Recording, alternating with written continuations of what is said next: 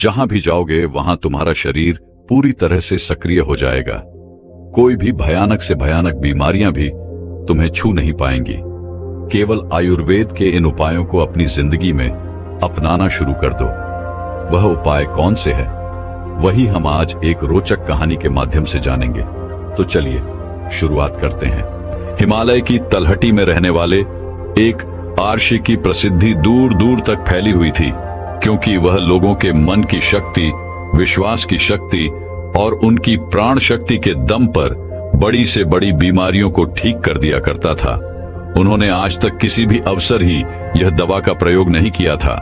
वो सिर्फ लोगों की सोच, उनके दिनचर्या और कुछ आदतों में बदलाव लाकर ही उनकी बीमारियों को जड़ से खत्म कर दिया करते थे।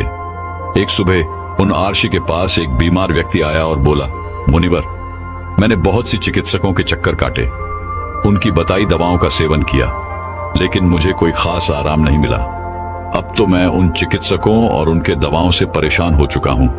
लेकिन मेरे एक मित्र ने मुझे बताया कि आप बिना किसी दवा की इच्छा के सिर्फ मन की शक्ति के बल पर लोगों के बीमारियों को ठीक कर देते हैं। तो क्या ऐसा सच में संभव है? क्या मैं भी आपके तरीके से ठीक हो सकता हूं? व्यक्ति की यह बात सुन आर्षि मुस्कुराए और बोले, दुनिया का सबसे बड़ा चिकित्सक हमारा दिमाग है। इस शरीर में मौजूद प्राण शक्ति बड़ी से बड़ी बीमारियों को जड़ से खत्म करने की क्षमता रखता है। बस जरूरत है तो इस शक्ति को पहचानने की, उसे उचित समय देने की और कुछ नियमों का पालन करने की। बीमार व्यक्ति ने कहा, मुनिवर, आप जो भी नियम बताएंगे मैं जरूर उनका पालन करूंगा। बस आप मुझे उन नियमों के बारे में बताइए। गुरु ने कहा, इंसान का दिमाग सृष्टि की सबसे अनोखी, जबरदस्त और अद्भुत रचना है। दिमाग का स्वैच्छिक सांसद तंत्र इंसान की उम्मीद, विश्वास और आस्था के दम पर बड़े से बड़े रोगों को जड़ से खत्म करने की क्षमता रखता है। इंसानी दिमाग अपने आप में दबाव का एक ऐसा चमत्कारी खजाना है, जहां इंसान के आस्था और विश्वास के बल पर ऐसे रसायन पैदा होते हैं जिसका असर दुनिया की किसी भी दवा से सैकड़ों हजारों गुना ज्यादा होता है। हम सभी में खुद को अनेकों रोगों से मुक्त करने का एक ऐसा जन्मजात चमत्कारिक तंत्र मौजूद है, जिसे कोई भी इंसान अपने विचारों और भावनाओं में बदलाव लाकर सक्रिय कर सकता है। जब हम अपने दिमाग को पूर्णतः विश्वास दिला देते हैं कि यह बीमारी ठीक हो सकती है, तो हमारे दिमाग से ऐसे रसायन निकलने शुरू हो जाते हैं कि शरीर के रोग बिना किसी दवाबर्शी के हिसाब के ठीक हो जाते हैं। मन की शक्ति के माध्यम से शरीर की प्राण शक्ति का उपयोग करके अपनी किसी भी बीमारी को ठीक करने के लिए तुम्हें इन 12 नियमों का पालन करना पड़ेगा। पहला, अटूट विश्वास कि तुम ठीक हो सकते हो। हम सबके शरीर में खुद की एक बुद्धिमत्ता होती है और यह बुद्धिमत्ता ही जीवन को चलाती है। यह बुद्धिमत्ता एक दिव्य शक्ति की तरह काम करती है, जिसके लिए हर बीमारी का इलाज संभव है। बस तुम्हें अपने भीतर की उस बुद्धिमत्ता के साथ जुड़ना है और उसे यकीन दिलाना है कि तुम एकदम स्वस्थ हो। यह बुद्धिमत्ता ही हमें जिंदगी देती है और हम हर वक्त इसके साथ जुड़े रहते हैं। जैसे ही हम इस बुद्धिमत्ता से अलग होते हैं, चाहे हम 1 मिनट के लिए ही अलग क्यों ना हो, हम बीमार पड़ जाते हैं। हमारे शरीर का संतुलन बिगड़ जाता है और हमें तरह तरह की बीमारियां घेरने लगती हैं। बुद्धिमत्ता यानी हमारे भीतर की वह चेतना जिसे हम अवचेतन मन भी कहते हैं। दिमाग की सारी शक्ति हमारी अवचेतन मन के पास है।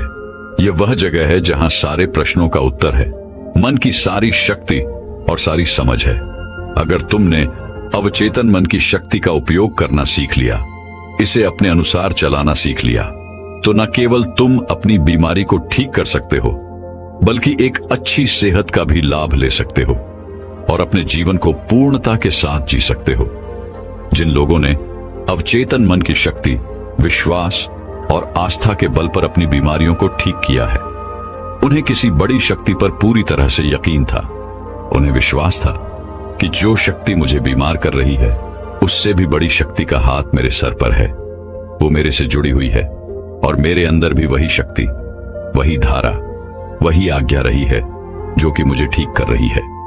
जब भी हम अटूट विश्वास रखते हैं, किसी बड़ी शक्ति पर सकारात्मक नजरिया रखते हैं, उसके प्रति, तो उससे हमारे दिमाग का दवाखाना सक्रिय हो जाता है। बीमारी को ठीक करने के लिए जिस रसायन की जरूरत होती है, हमारे अवचेतन मन के पास शक्ति है उस रसायन को बनाने की, और यह रसायन ऐसे बनते हैं जो कि हमारे प्रतिरक्षा तंत्र को मजबूत करते हैं, हमारी रोगों से लड़ने की क्षमता को मजबूत करते हैं, जीवन शक्ति को प्रौल बनाते हैं। तो अगर तुम्हें भी बीमारी से ठीक होना है तो सबसे पहले अटूट विश्वास रखना होगा कि तुम ठीक हो सकते हो। यह विश्वास करना होगा कि जो शक्ति तुम्हें बीमार कर सकती है, कमजोर कर सकती है, उससे भी बड़ी शक्ति तुम्हारे अंदर है, जिसकी मदद से तुम जो चाहो वह कर सकते हो। जब बीमार करने वाली शक्ति है, उससे बड़ी शक्ति ठीक करने वाली है। दूसरा, मन को शांत रखना शुरू करो। 99% बीमारियां या तो गुस्से से पैदा होती हैं या फिर डर से, और गुस्सा भी डर से ही पैदा होता है। तुम्हें समझना होगा कि हमारी ज्यादातर समस्याओं का मूल कारण तनाव और नकारात्मकता से भरी भावना ही है। निरंतर तनाव शरीर में असंतुलन पैदा करता है, और शरीर का असंतुलन कई बीमारियों को जन्म देता है। लोग हर दिन खुद को डराते रहते हैं। उदाहरण के लिए, किसी को घर वापस आने में देरी हो गई तो हमने सोचना शुरू कर दिया कि कहीं उसे कुछ हो तो नहीं गया, कहीं उसके साथ कोई दुर्घटना तो नहीं हो गई। जब भी लोग खाली बैठते हैं तो वह यह देखते हैं कि उनके जीवन में क्या बुरा है। वह हर समय किसी ना किसी बात का तनाव लेते रहते हैं, जैसे मेरी शादी कब होगी, पता नहीं मेरी नौकरी कब लगेगी, पता नहीं मेरा घर कब बनेगा, पता नहीं यह, पता नहीं वह। लोग यह सब सोचकर डरते रहते हैं और उस पर विश्वास करते रहते हैं। लेकिन समस्या यह है कि हमारा अवचेतन मन कल्पना और हकीकत में फर्क नहीं कर पाता। जब हम इस तरह की नकारात्मक कल्पनाएं करते हैं तो हमारा अवचेतन मन इन्हें सच मान बैठता है, और उसे लगने लगता है कि सच में एक अदृश्य तलवार उसके ऊपर लटक रही है, जो उसके स्वास्थ्य को, संबंधों को, जीवन को कभी भी बर्बाद कर सकती है। और इस तरह से हमारा अवचेतन मन हमेशा डरा डरा रहता है और शरीर के अंदर ऐसे नकारात्मक रसायन पैदा करता है जो गंभीर बीमारियों को पैदा करते हैं। अब इसका समाधान क्या है? इसका समाधान है कि खुद के प्रति नकारात्मक कहानियां बनाना बंद करो और समस्या के समाधान पर काम करना शुरू करो। इसके अलावा एक बहुत ही प्रभावी तरीका है मन को शांत करने का, मन से सारी गंदगी बाहर निकालने का। इसे करने के लिए मन में जो भी नकारात्मक विचार, गुस्सा, डर, जलन, अतीत की बुरी घटनाएं जो तुम्हें परेशान करती हैं, ऐसे सभी विचारों को एक कागज पर लिख लो। लिखने के बाद ना तो उसे खुद पढ़ो और ना ही किसी से पढ़वाओ, बस उस कागज को आग में जला दो। इससे हमारे दिमाग को यह संदेश पहुंचता है कि मेरे अंदर से नकारात्मक विचार कागज पर निकले और अब वह जलकर खत्म हो गए। इससे तुम्हारा मन एक अविश्वसनीय शांति और खुशी महसूस करेगा, और एक खुश व शांत मन वाले शरीर में कोई बीमारी रह ही नहीं सकती। आर्शी ने कहा, तीसरी बात, लोगों को माफ करना सीखो। अगर तुम्हें ठीक होना है तो सबसे पहले यह ढूंढो कि तुम्हें किस किस को माफ करना है। हम तब तक खुद को आजाद नहीं कर सकते जब तक हम अपने दिमाग से दूसरों को आजाद नहीं करते। दूसरों को आजाद करके हम किसी और को नहीं बल्कि खुद को ही आजाद करते हैं, अपने मन को आजाद करते हैं, उसे शांत करते हैं। इसलिए माफ करो और आगे बढ़ जाओ। कब तक इस बोझ को लिए जीते रहोगे? एक घर था, उस घर में एक नियम था कि कोई भी कचरा बाहर नहीं फेंका जाएगा। फिर हुआ यह कि धीरे धीरे कचरा घर में भरने लगा, घर से बदबू आने लगी, वहां कीड़े मकोड़े पैदा होने लगे और लोग धीरे धीरे वहां बीमार पड़ने लगे। यह सिर्फ उस घर की कहानी नहीं है, यह हमारे दिमाग और शरीर की भी कहानी है। हमारे दिमाग की एक आदत है कि यह हमारे साथ घटी सारी नकारात्मक घटनाओं को अपने अंदर रखता है। किसने हमको धोखा दिया, किसने हमको नीचा दिखाया, किसने हमको गाली दी, किसके साथ हमारी लड़ाई हुई, इसी तरह की सारी नकारात्मक घटनाएं हमारे दिमाग पर घूमती रहती हैं। और इस तरह से वो मौके, वो अच्छी चीजें जो हमारे जीवन में हैं, हम उन पर ध्यान नहीं दे पाते। इस नकारात्मकता के कारण हम हमेशा गुस्से में, जलन में, तनाव में, घुटन में जीते रहते हैं, और 90 से 95% लोग इसी में जीवन को जीते हैं। घर में एक दिन पुराना कूड़ा हम नहीं रखते क्योंकि अगले दिन उसमें से बदबू आने लगती है, लेकिन 15-15, 20-20 साल पुरानी बातें, गुस्सा, जलन, अपमान, लोग अपने दिमाग में भर के रखते हैं और फिर कहते हैं हमारी बीमारी ठीक नहीं हो रही। हम जब तक लोगों को माफ नहीं करेंगे तब तक दिमाग से वह चीजें निकलेंगे नहीं। और तुम्हें लग रहा है कि वो सिर्फ एक विचार है, लेकिन वो सड़ा हुआ कचरा है जो कि अभी दिमाग से निकला नहीं और अंदर ही अंदर गंध पैदा कर रहा है। जब हम नकारात्मक सोच के साथ जीवन को जीते हैं तो हम अपने शरीर के उन रसायनों को खत्म करने लगते हैं जो हमें स्वस्थ रखते हैं, जवान रखते हैं, और हम उन रसायनों को सक्रिय कर देते हैं जो हमें बीमार करेंगे, प्रतिरक्षा तंत्र को कमजोर करेंगे और हमें परेशान रखेंगे। और इस तरह से हम खुद ही अपने अंदर बीमारियों को पैदा करना शुरू कर देते हैं। इसका समाधान क्या है? इसका समाधान है लोगों को माफ कर दो। जिसने भी अतीत में तुम्हारे साथ गलत किया है उसे दिल से माफ कर दो और तुम उसी समय से ठीक होना शुरू कर दोगे। चौथा नियम, वर्तमान में जीना शुरू करो। अगर तुम खुद को ठीक करना चाहते हो तो वर्तमान में रहना सीख लो, क्योंकि जब हम भविष्य में रहते हैं तो चिंता और तनाव से भर जाते हैं। जब अतीत में जीते हैं तो पश्चाताप से भर जाते हैं। जीवन की जो सुंदरता है वो वर्तमान के पलों को जीने में है।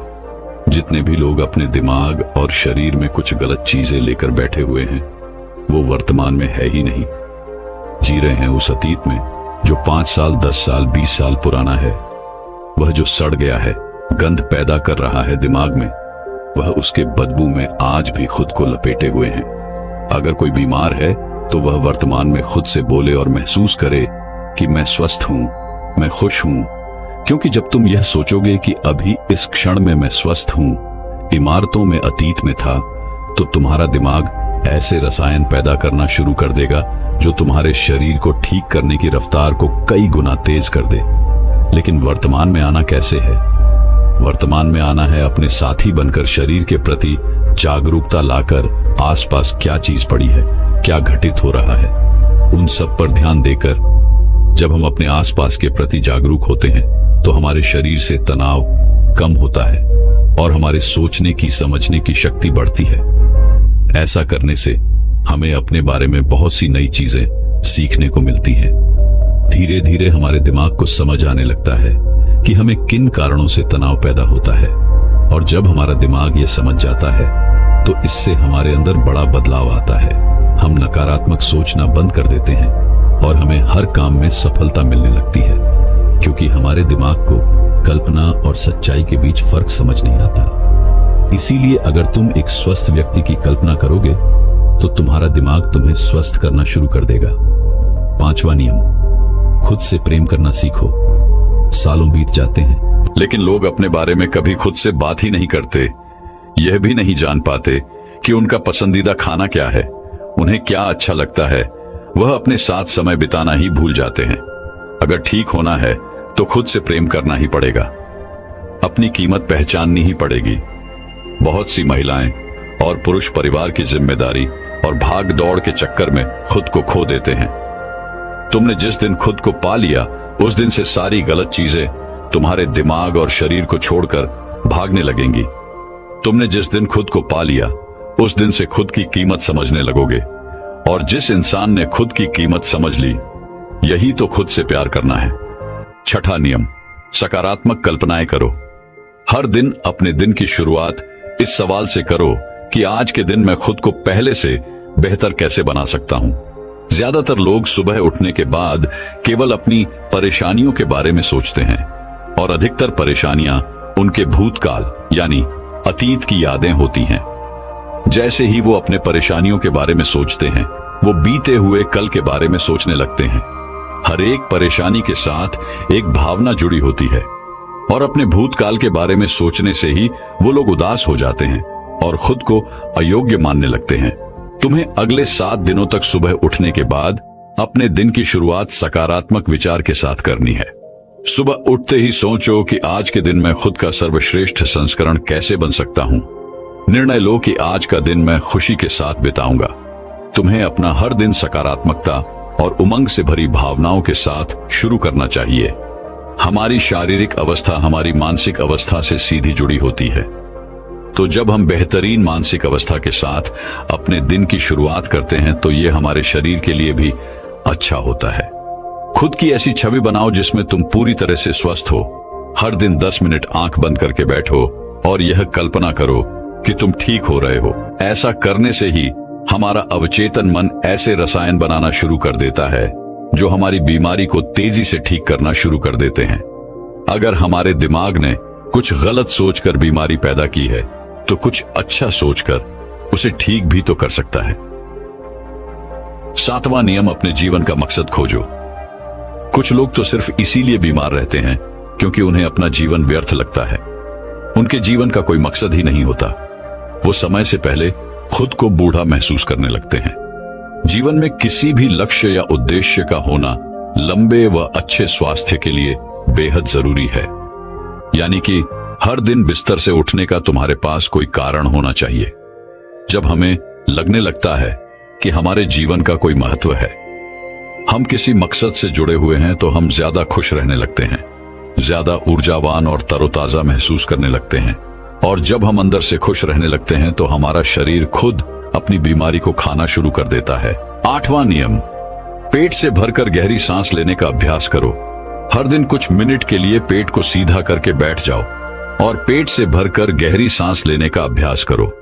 जब हम गहरी और लंबी सांस लेते हैं तो हमारे शरीर का प्रतिरक्षा तंत्र मजबूत होता है और तेजी से काम करता है, जिससे शरीर की बीमारियां तेजी से गायब होना शुरू हो जाती हैं।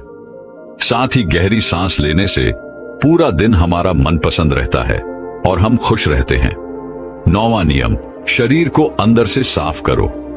भोजन को पूरी तरह से पचने में लगभग 6 से 18 घंटे के बीच का समय लगता है और मांसाहार को पचने में तो कई बार 24 घंटे भी कम पड़ जाते हैं।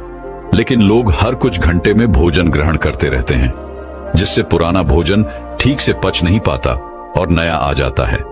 इससे भोजन पचने की बजाय सड़ने लगता है और हमारी आंतों के दीवार में चिपक जाता है। फिर यही सड़ा भोजन रक्त के माध्यम से हमारे पूरे शरीर में फैल जाता है और तरह तरह की बीमारियां पैदा करता है। इससे बचने के लिए व्यक्ति को हर दिन 16 घंटे का उपवास, यह हफ्ते में एक बार 24 घंटे का व्रत करना चाहिए, जिससे शरीर में मौजूद प्राण शक्ति भोजन को पचाने के काम से मुक्त होकर शरीर की सफाई कर सके। क्योंकि जिसका शरीर अंदर से साफ है उसे कोई बीमारी हो ही नहीं सकती। 10वां नियम, ब्रह्मांडीय शक्ति का आभार व्यक्त करो। तुम्हारे पास जो कुछ भी है, अच्छा स्वास्थ्य, अच्छे संबंध, धन दौलत, इसके लिए इस ब्रह्मांड का आभार व्यक्त करो। ब्रह्मांड और लोगों के प्रति आभारी रहने से हम अंदर से परिपूर्ण महसूस करते हैं, कुछ और संतुष्ट रहते हैं। आभार व्यक्त करना हमें अंदर से बदल कर रख देता है। ये इंसान के शरीर और मन के लिए दवा की तरह काम करता है। एक आशावादी और आभारी व्यक्ति के बीमार होने की संभावना दूसरों की तुलना में बहुत कम होती है, और अगर वो किसी कारणवश बीमार हो भी जाता है तो उसके ठीक होने की रफ्तार बहुत तेज होती है। इसीलिए शरीर की प्राण शक्ति पर अटूट विश्वास रखो, आशावादी बनो, खुश रहो, सकारात्मक सोचो और ब्रह्मांड का आभार व्यक्त करते रहो। यही है किसी भी बीमारी को जड़ से खत्म करने के अचूक तरीके।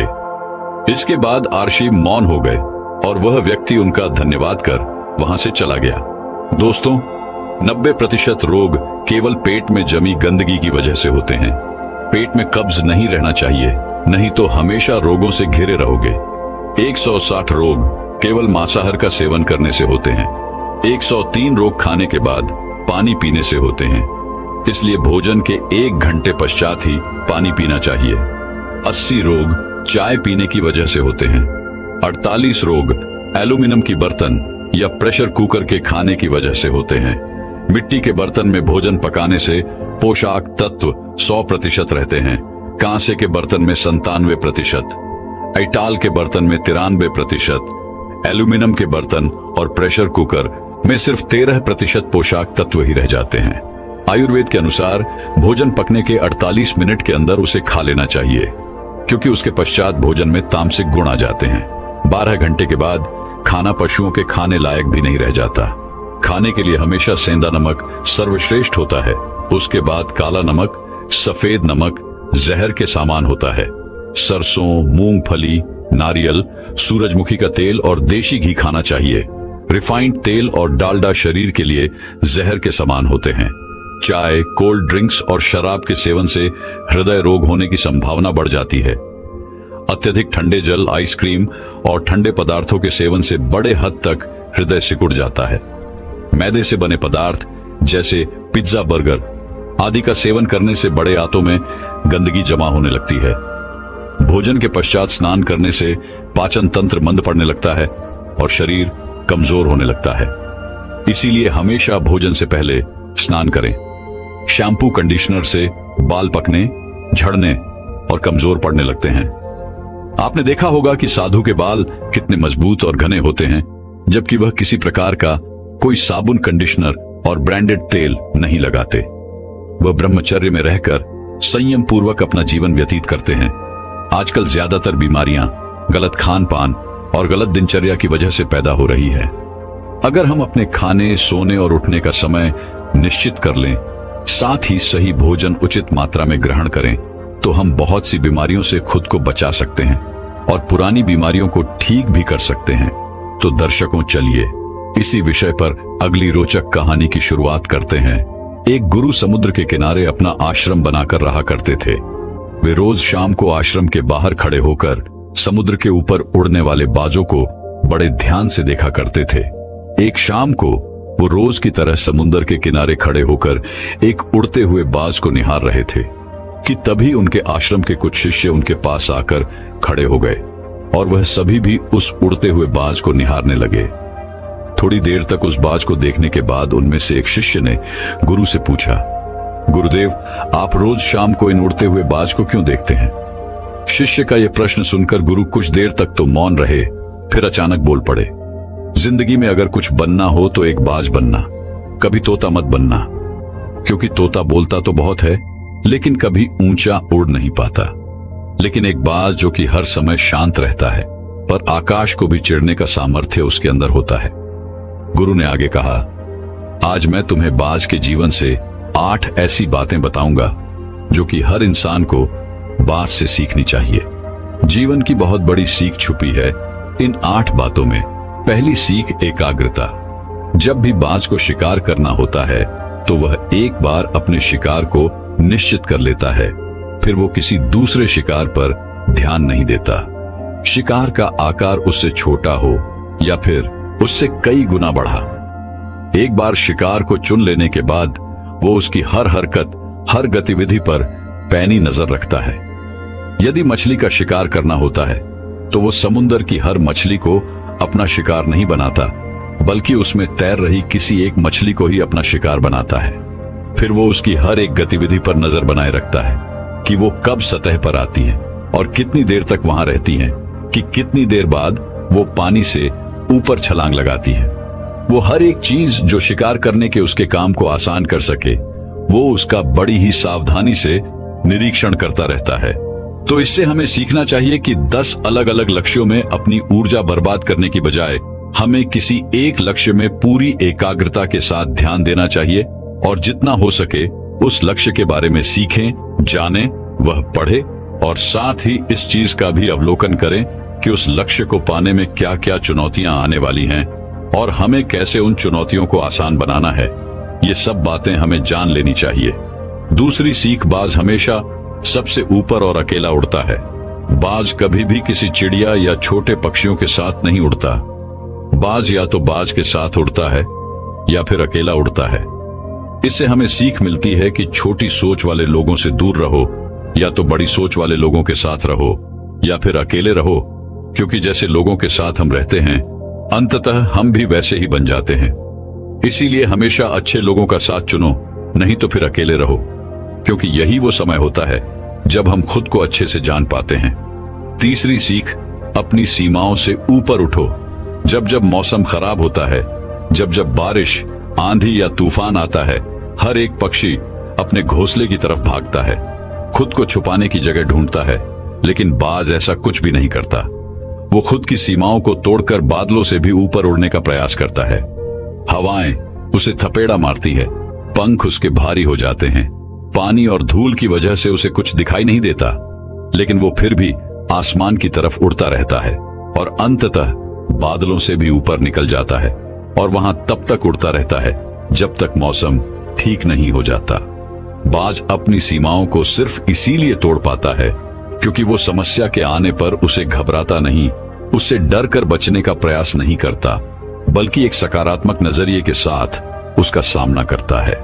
इससे हमें सीख मिलती है कि जीवन में जब भी समस्याएं आएं तो उससे भागो मत, उनसे बचने का प्रयास मत करो, बल्कि समस्या की आंखों में आंखें डालकर तब तक उसका सामना करो जब तक कि वो समस्या पूरी तरह से समाप्त ना हो जाए।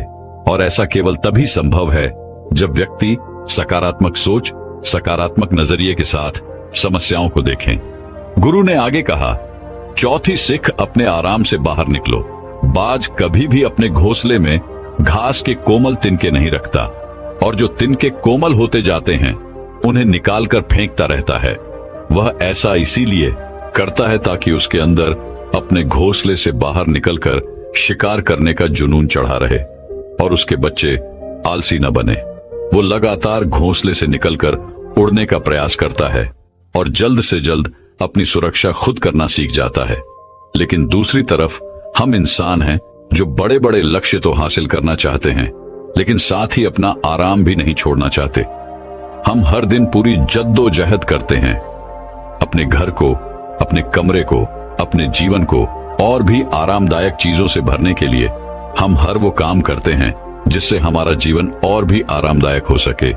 हम आराम को बहुत अहमियत देते हैं, तो बाज के जीवन की इस घटना से हमें सीख मिलती है कि अपने आराम को छोड़ो, क्योंकि जहां आराम है वहां विकास नहीं है।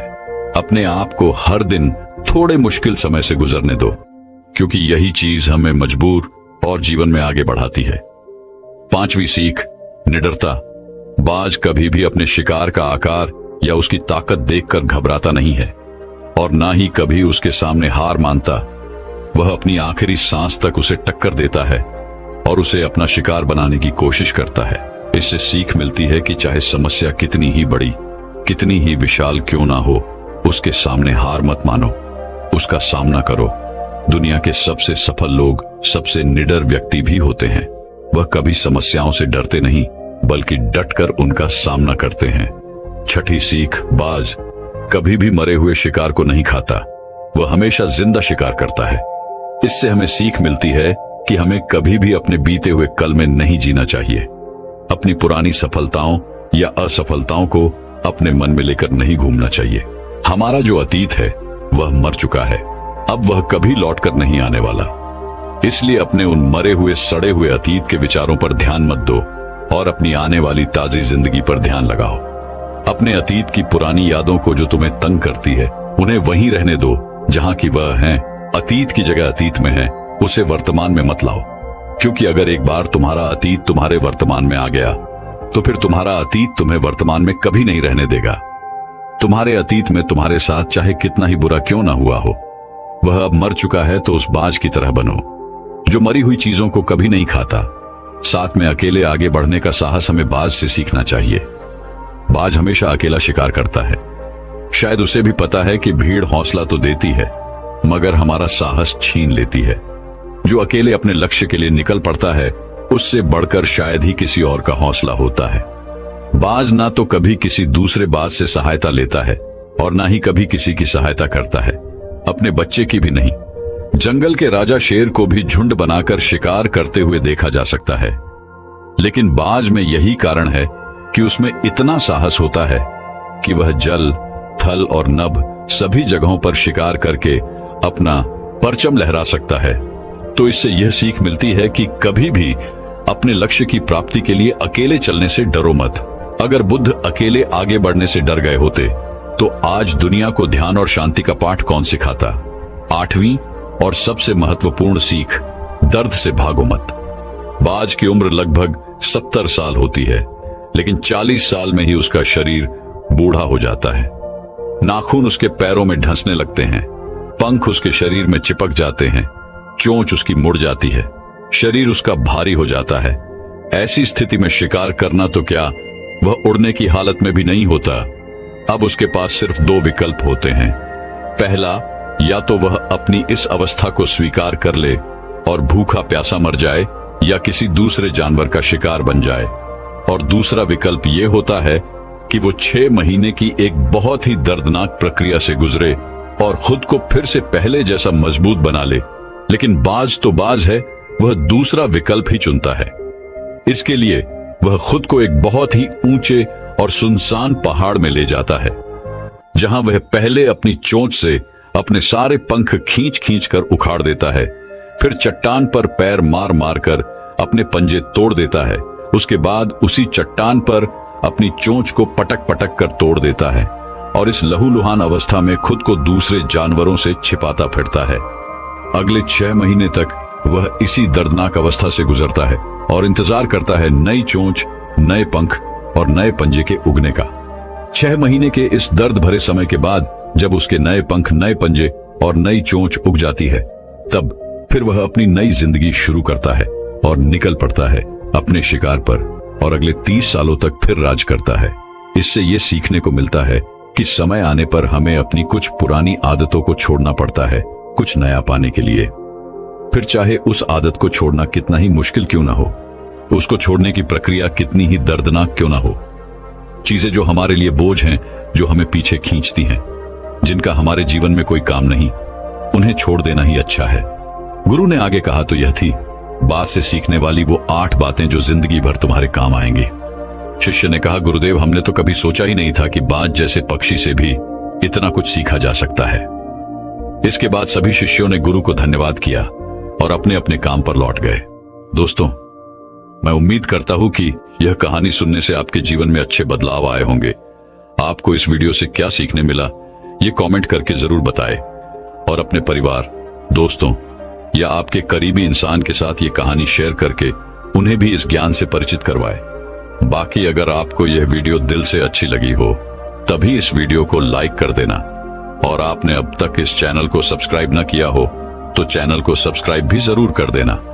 आपका हर दिन शुभ हो और खुशियों से आपका जीवन भरा रहे। धन्यवाद। नमो बुद्धाय।